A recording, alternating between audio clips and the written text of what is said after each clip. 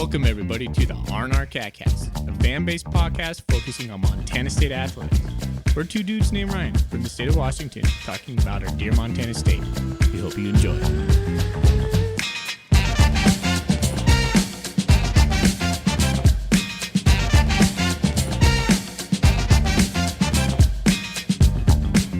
Good evening, good afternoon, and good morning, Bobcat fans.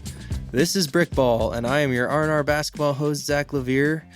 And tonight, it is therapy night on the R&R, on Brickball, I should say, with Thorny. How you doing tonight, man? I'm doing well, man. How are you doing this fine Sunday evening? I'm doing okay, and I just kind of want to start this with just kind of a funny note. I looked off to my side, and I got a gag gift for my girlfriend for Christmas of one of those Stanley tumbler mugs. Oh, geez. Yeah, she had been making fun of them, and then she swore by it and just loves it. And so for Valentine's Day, she paid back the favor here, and I have mine now, Stanley, and I love it. But I was just thinking, because we normally have something to drink on the show or do something, but I was just like, it's kind of fun. This is the first time using it for the show, but we're here. It is a Sunday night. We had a interesting weekend, splits on both the men's and the women's. We've not really had a traditional brickball show in the last couple of weeks because it's been bleak, to say the least. I'd say that. I was looking through it, man. I didn't realize it was so bleak. We've lost, 5 out of the last 6? Looking on ESPN, A lot of red L's piling up there as the Cats are kind of crashing back down to earth. Ever since we beat Eastern Washington, which everyone was like, this is like a turning point, right? Matt Logie's signature win. We've just fell on our faces. Me included. I was right there. I think me and Foley came on and just we had a grand old time talking about that one, and it did not go well. Sure. Things have not gone well. And it stinks because we had that awesome win against Northern Colorado, which we didn't know would be a good win. And now we've beat the number 1 and the number 2 team in the conference at our place in great fashion. I mean, kind of kicked the crap out of both of them. It was kind of great. Yeah. And here we are. We're sitting, I wrote it down, but we're below 500. We're below 500 in the conference. We're sitting at 5th, somehow still sitting at 5th with wins. I think we wins over Idaho State and Portland State, so we hold those tiebreakers over them. They're both 7 and 8, but things not going well in Bobcat land. I think the women's team's in 4th. They had a nice little win over Sac State at their place, which was good to get the day started, but disappointing game against Portland State. I know they've got some injury issues going on. It's just kind of that weird part of the season where we're right down there in crunch time, and here we go. Things aren't going too well. No, Foley's going to kill me, but I'm going to bring up the February swoon here. He's going to kill me for saying that, but he's not here to defend it.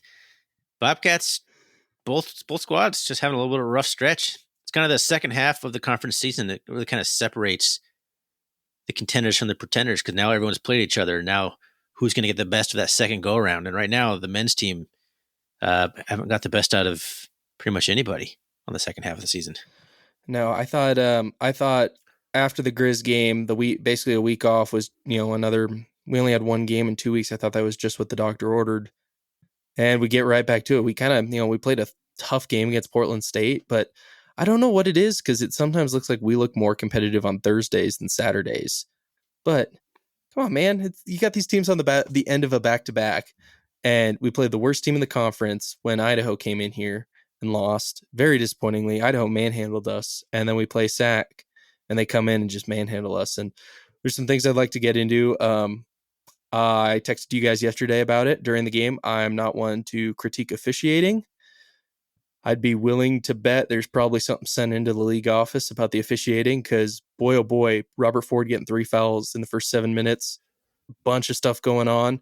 It totally changed the game plan. It threw the Bobcats off. I think it threw Sac off a little bit, but not nearly as much. I mean, they were calling everything out there, and it definitely affected the game.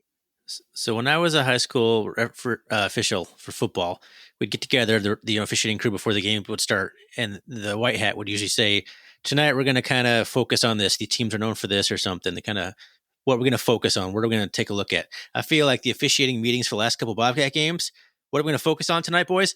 Everything. We're going to call every single foul that we see. You guys slap somebody on the wrist, that's a foul. We're calling everything. It's absurd, man. I don't like to call about. I don't complain about fishing. It's just not fun to watch, though. No, They're it's calling not. every single foul. There's no flow. It's terrible basketball. It's a terrible product to put on the TV. It's painful to watch. And I felt like the Cats, one team was allowed to be a little bit more aggressive in the last 2 games. The Cats did beat Portland State, but I felt like the officiating was just not really in the favor of the Cats. I know that there were some calls late that went against Portland State, but I don't know. We've got a lot of fouls the last few games, and it's just not all of them are deserved. I feel there's a lot of ticky-tacky fouls being called right now, and I think that's kind of league-wide. I've seen other complaints on the Twitter sphere from other programs. I think it's just kind of, I don't know what's going on with the officiating the last couple of weeks, but it is not fun. It's not a fun product. Yeah, I like to see a game just let the guys play, I think is a good motto. And you see that a lot of, but I agree wholeheartedly. I just think it's just been too much just on both sides. Like, not everything needs to be a foul. And a lot of it was just, not even really hand checks or stuff like that. It was just guys out at the end of the key playing decent defense. I don't think I've ever seen a player get called for as many no calls, non-fouls as Sam Lekalot. That dude has, I swear, 2 of his fouls a game are never fouls. He always has a hard foul a game, it seems like, but 2 of his fouls every game. It just seems like I have never seen a guy who goes straight up as much as he does on defense for, contested shots, and he just gets calls. He's just a magnet for calls, and it's crazy. But we're late in the season, and I guess, I didn't really see a lot at the beginning of the season, especially across the Big Sky. I didn't see anything really get out of hand, but I mean, it's easy to say when you're winning basketball games, you don't really focus on it so much. So maybe that's part of it, but it does seem like there's been a shift in officiating. And the last thing I want to say about officiating, this is something that's a problem in the Big Sky every year, is that they call so many things like that in the conference, and then you get to the tournament and they don't call any of that kind of stuff. Mm-hmm. So I think it doesn't set up the Big Sky team to do well in March Madness, because they're so used to ticky-tacky fouls, but they don't, they go up against a team that's going to hammer you, and you're like, "Where's the foul?" And the ref's like, "We don't call that. What foul?" It's like, that's a foul in the Blue Sky, man. That's a foul. Doesn't set us up well either. So that's just not good in any way you look at it. So if you're a fan of Pac-12 football, that's also a pretty big trend. There's a lot of fouls and penalties in Pac-12 football that aren't penalties anywhere else, especially in the SEC. Something about the West Coast, I guess.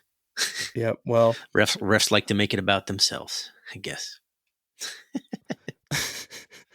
They're here to watch us, right? What's that? The refs. They're here to watch us, right? Yeah. That's their motto. Oh yeah. Anyway, I don't think the refs had a whole lot to do with what happened in Missoula, though. No. And I think we can guess that was just a good old fashioned butt kicking, and I just think we were not there to play, and that something's got to change. I can give Logie a pass on year 1. I think that's acceptable, but the women's team got crushed too. It was just both programs came out flat and looked dead, and was on it for the threes, but man, that it was over in the first couple minutes. It seemed like in both games. Yeah, I was like, all right, that's cool. That hurts, but it's like, hey, you can't fall flat to your rivals like that. I'd look to see some serious improvement next year. You got to go get a win next year. And it was just disappointing, man. I just don't have a ton to say on it. I don't have a ton of breakdown, because I don't think there's a ton of breakdown there, because they just didn't look ready to play. No, and that seems to be kind of a issue popping its head. And I don't know, it almost looks like the guys are tired. And maybe I'm misreading that from the TV, but is our conditioning not very good? Or we just don't have any depth? So we're not going very much on the bench, and the guys are playing too much. But I don't know, they looked a little tired, and that was their third road game in a row when we hit Missoula, and they didn't have the energy. They didn't just have it. And this is an indictment of kind of where I am on this season in the squad, and what I thought our chances of that game was. I didn't watch a second of the second half of that game. Yeah, I just tuned out. I'm like, done. This 30-40 at halftime. It's not going to get any better. It isn't. And I hate that I'm kind of back to that fanmanship that you kind of had throughout the second half of like McDermott's tenure and Brad Hughes, and on into Brian Fish. It's just the apathy, and that's kind of where I am this year. But a huge pass to Logie this year, though. But you got to be more competitive in Cat Grizz at the very least.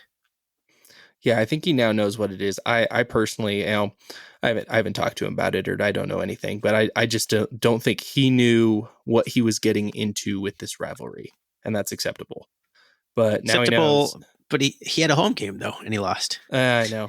But one thing I will shout out that's been kind of positive is, boy, it was, I don't know if it looked it on TV. I sit on the side where the cameras are for TV, but it was pretty darn packed for that SAC game on Saturday. I know it was U Sports night, but it was a really good crowd. The second best crowd I've seen besides the Cat Grizz game this year. Good crowd. Thursday crowd was pretty good. They were loud and passionate, and I think it seriously helped the team, especially in the Portland State game. I thought it helped quite a bit. But Yeah, there good was to see the place have 3,500 at Portland State and 4,000 at Sac State. That's pretty solid numbers. Yeah, that's what I thought. I thought it was a good crowd. I've heard from multiple people here the last couple of years that Sprinkle crowds, towards the end of Sprinkle, it just was just huge. It was just getting back to what it was in the 90s and stuff like that. So, hey, come on out. We got one more home game on the men's side, 2 more on the women's side. You mentioned it about the conditioning stuff. I'll just top of my mind here. I know the women's team's been banged up. I think they only played with 7 people. I know that Portland State loss was not good and rough, but not to make excuses, but I know they've been dealing with quite a bit on that. And so to see them come back and play strong against SAC and get that win, I thought was awesome too. So massive shout out to the ladies there. They're still in it. I mean, they're still in it. They got to go take care of business. They have a little easier path than the men in these last 3 games, but not by much. Yep, got to finish strong and just punch your ticket. Are the women in contention for a bye? They must be, right? If they're sitting at 4th, I think I don't Top think 6, right? Yeah, I think it is top 6.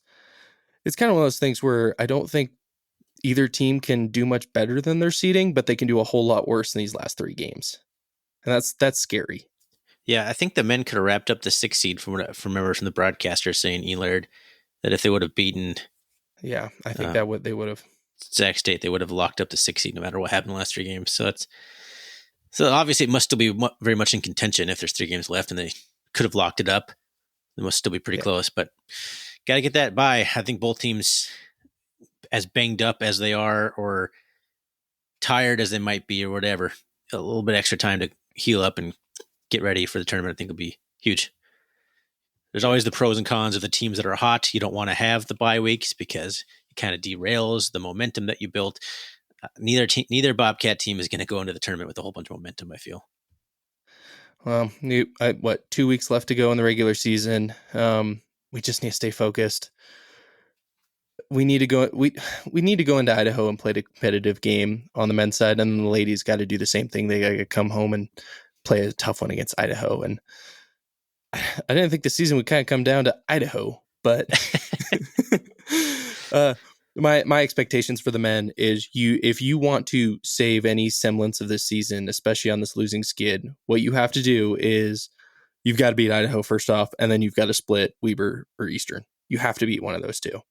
And Weber, for all their faults, they're going through their own slip and slide season. I thought talk about disappointment of the conference. I thought the Weber men have been a total disappointment, and we'll see where their headspace is. I haven't spent a ton of time on them, but I came on here and I think a lot of people in the conference thought they would be head and shoulders above, but no, they have not been. I don't know if that's a locker room thing, or I'd love to break that down or talk to somebody. I'm excited to talk to a ton of people in Boise, but I'm like, what happened with them this year? Well, they lost to Idaho State, but before that, they rattled off 6 straight wins. Yeah. So Weber State's got to kind of figure it out a little bit after losing 5 of their first 6 conference games. And they went on to win 6 of their next 7. So they figured it out. And who is their one win in those first 6? Oh yeah, that was us.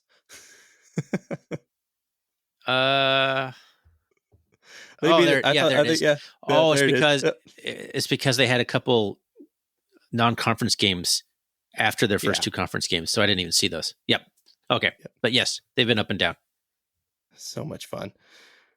Well, so here we sit. Man, do we need to start putting out missing posters yet for Mr. Garacki? Because that's something I'll just dive into now. And boy, we had been talking. He was just on such a path for maybe a all honors Big Sky season. I don't know what's happened. I don't know if it's injury. I don't know if something's going on. But he just hasn't been playing very well the last couple of weeks. I'm a little worried about that, and I'm a little concerned about him. It's like, dude, what's going on? You were scoring double digits. You were our leader, I think, at one point points per game, and I think we broke it down the last 3 games. He's only scored 14 points. Against PSU, he just had 2. Against Zach, he had 4, and then he's had foul troubles, man. And I get it. We got into the refereeing and stuff, but you gotta adjust your game to what the refs are. At the end of the day, that's just what it is. Is they're going to call everything. You got to learn pretty quickly to adjust that stuff. Some of his stats are kind of wild. Like he had scored double digits in almost every single conference game, minus Idaho State. Before that, he scored 4 against Weber State. And then the next, like the other 8 games, he was in double digits. And then all of a sudden, Northern Colorado, he had 4 points. NAU had 11, and then 8, 2, and 4. So 4 of his last 5 games, he has scored 8 points or less. And in 4 of the last 6 games, he's had 5 fouls. So I think I think some of his problems are getting into foul trouble. I don't know. I don't want to harp on any one kid or anything, but no, but it's like we need Brian Baraki to be good to be a decent basketball team. And I don't want to pin it on one guy, but he's a huge piece of this squad. And then he was a big reason for the success early on, and his kind of fading down the stretch is kind of coinciding with the Bobcats also fading down the stretch. Yeah, I'm certainly not placing all the blame on him, because I think Robert Ford is not playing all that well as of late either.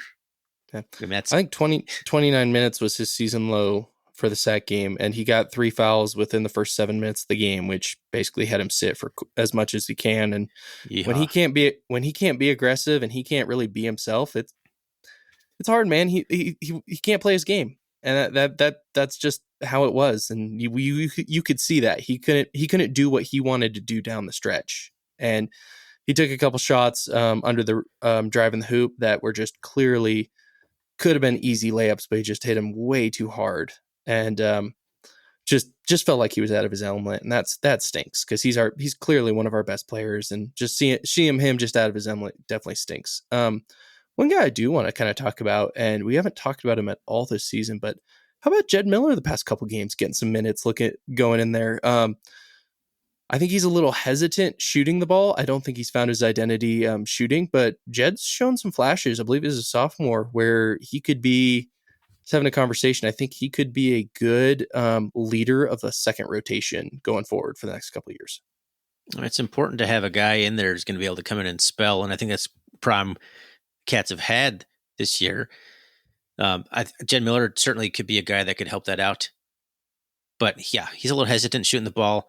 He's getting more confident, though. I've been watching him, and he's definitely getting better the more minutes he gets. I think he's coming into his own. But he's not the only one who's a little shy shooting the ball. I feel like the Cats have been passing the ball too much. Like guys are passing up wide open shots, especially Eddie Turner. That guy will blow by his defender, get near the rim, and he just looks for the out kick. Yeah, he just and sometimes that's fair, but sometimes like he could have easily got blown by and got a shot up, a little layup in or something, a contested layup or something. Just go at the defender, draw a foul. Like he could be drawing fouls. If Danny Sprinkle was coaching Eddie Turner, he would be crashing into the big every time trying to draw a foul. Oh yes, period. 100% on that. Yeah, and I think I don't know. The Cats just they're playing a little too unselfish. It's just weird. I don't know. We look pretty disjointed against Sac State. It's been a while, I think, since I've seen the Cats just looked out of sorts. Yeah, the other thing I've just thought is we're just too small. Like we're trying to rebound and stuff. We're just too small, and that's a hard realization to take. But there was a couple, especially towards the end of the game, where we made that comeback. It's like we just don't have the height. But no one's crashing the boards either, though. I watched that one where Sac State got that last rebound. Their guard came crashing down and got that rebound. All of our guys were just standing around just watching the shot. Yep. Like every one of them. I rewound it just to watch it. Nobody just put yourself through that pain. Yeah. Nobody's crashing the boards, and I'm sure that's probably a philosophy of how Logie runs it. Not everyone crashes the board. I mean, it's not what everyone does, but I don't know. It's frustrating to watch us not be able to get a rebound in crucial situations where a Sac State player launches up a desperation three and bricks it pretty bad, and it bounces off to the side. There's the only person there is a guy in green jersey. Mm-hmm. No one even another close. 20 seconds off at the end of that game too. Just was brutal. Mhm. It was a weird ending. Boy, the fact that we had a chance to end that, to tie that thing with a couple seconds left for a 3-pointer was just insane. I couldn't believe that. I know a couple offensive rebounds off of missed free throws, and Robert Ford got up a good looking 3-pointer. I saw the angle though. I saw it leave his hands, and I'm like, that's not good. I was like, oh, like as soon as I got really excited, and then I saw him like, I thought he rushed it. I think he didn't realize he had 5 seconds left on the clock. The TV angle was perfectly lined up to see that thing was too far to the right. Instantly, like, I was like, yeah, good opportunity, good try. Well, you brought it up, so it's Zach's stat time. Out rebounded 37-27. I would have believed you if you told me it was 57-27. We just couldn't get a rebound. -10 sounds better than it looked. Yes, it sounds way.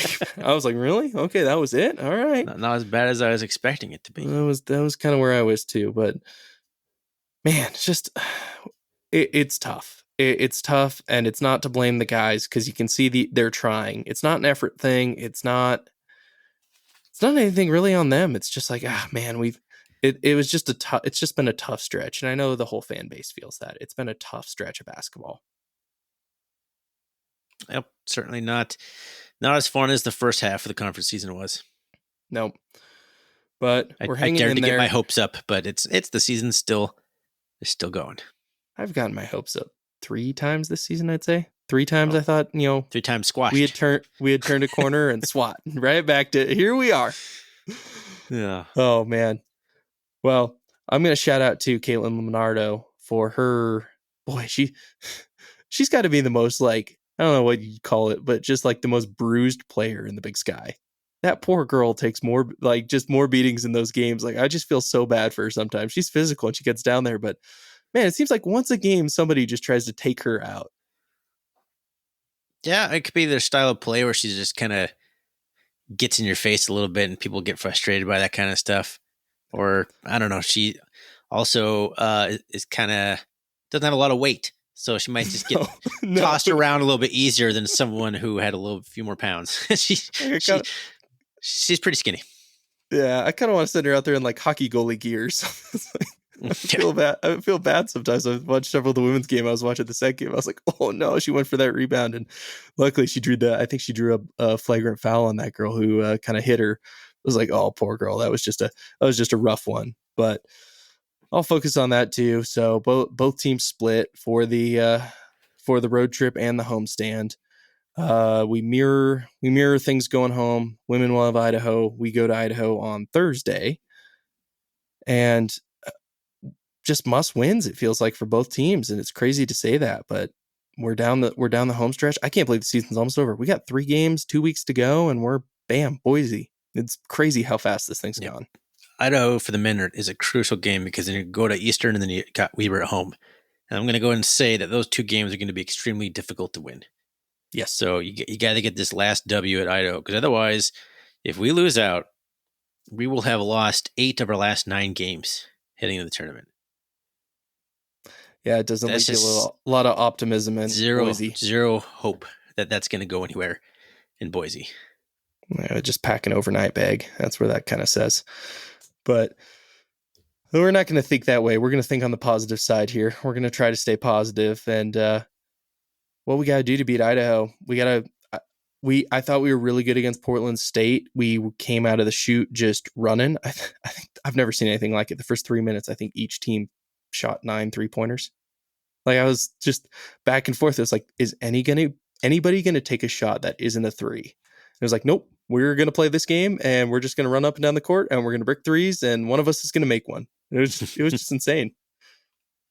Also, if you had the under against the Sac State game, that would have been a good pick. I think it was 5-12 with like a couple minutes to go in the first half. It was like 20 some points in that game at halftime. Yeah. It was not good. We were 5 points late in the first half. It was like, can we make a shot? That was another thing. But anyway, so we'll we'll kind of wrap this up. Last minute notes here. We'll keep it under a half hour. Nice little commute episode, I guess we'll call it. There you go. Yeah. Add some commercials in it to fill out the rest of the 30 minutes here, like it's a TV program or radio program.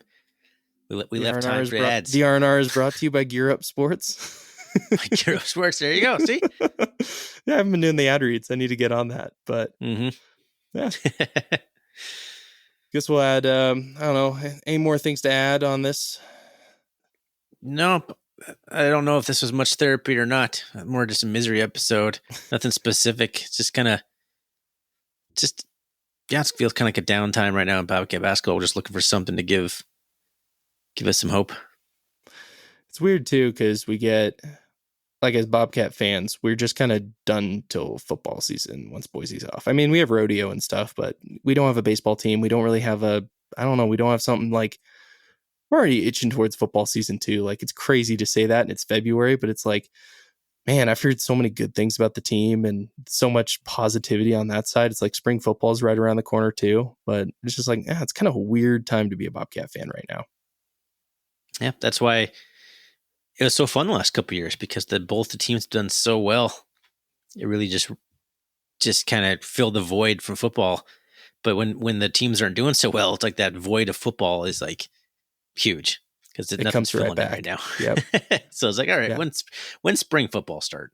I'm not to that point yet, but I'm thinking more about football right now than I certainly was at the last several Februaries.